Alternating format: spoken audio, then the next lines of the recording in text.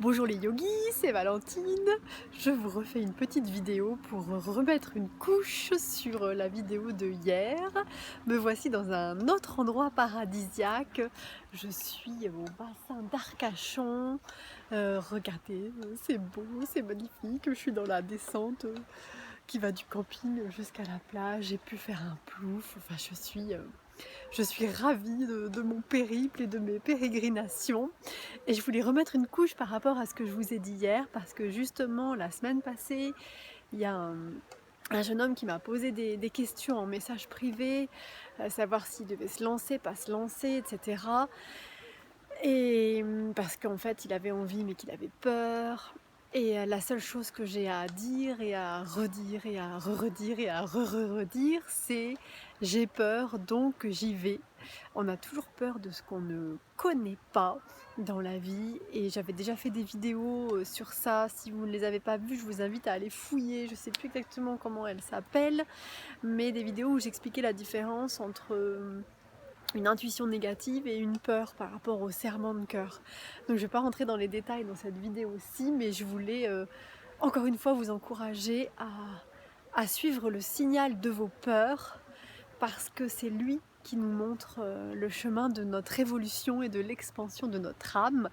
Et si je n'avais pas écouté cette petite voix pour suivre mon rêve d'enfant, si je n'avais pas transcender les pensées limitantes l'une après les autres, et si je ne continuais pas à les transcender encore une fois les unes après les autres, eh bien je ne vivrais pas ce périple aujourd'hui en pleine semaine, et bien parce que je serai toujours dans mon emploi de professeur dans un collège, qui est un emploi très bien et qui a plein de qualités et qui apporte plein de points positifs, mais qui ne me convient plus à moi pour l'instant.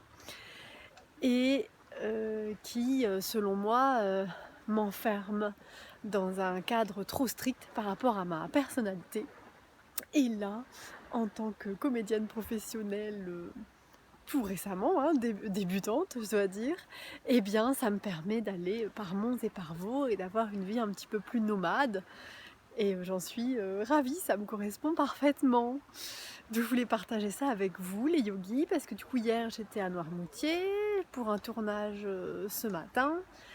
Et du coup là, en redescendant vers le 4, eh ben, j'ai décidé de m'arrêter par le bassin d'Arcachon. Pourquoi j'ai décidé ça? Parce que figurez-vous que je vais aller dans les Landes, parce que les Landes et la Côte Basque, c'est une région que j'adore. Et j'ai vraiment envie de plus en plus d'y passer du temps et peut-être de partager ma vie entre le 4 et là-bas. Donc j'essaie de trouver des solutions et des moyens pour réaliser cet autre rêve, parce que le surf c'est ce que je préfère faire, mais bon, je vous en reparlerai dans une autre vidéo.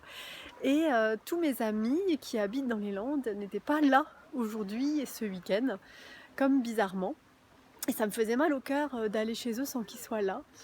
Du coup, je me suis dit tiens, bah, je vais essayer d'aller voir un petit peu plus haut en Gironde, et j'ai repensé à Guillaume Canet, qui habite ici dans la région et puis qui a filmé ces magnifiques chefs-d'œuvre, Les Petits Mouchoirs et Nous finirons ensemble par ici.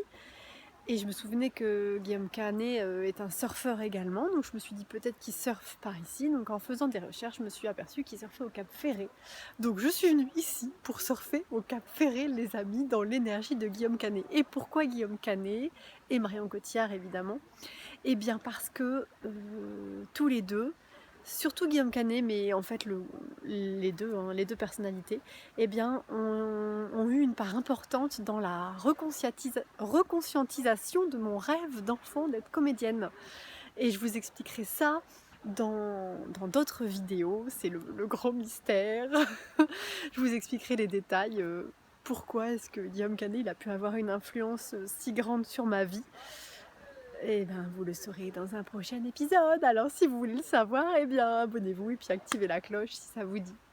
Gros bisous les yogis, et j'espère que vous mettez tout en œuvre pour réaliser vos rêves également. Namasté et gardez le mojo. Et puis pensez à votre petite séance de yoga quotidienne, parce que c'est grâce à elle qu'on s'expanse. J'en parle peut-être plus beaucoup en ce moment, mais en tout cas je n'oublie pas, et je n'ai jamais autant pratiqué que depuis un an que j'ai décidé de réaliser mon rêve, parce que on en a vraiment besoin pour transcender les peurs et les pensées limitantes jour après jour. Bisous les yogis!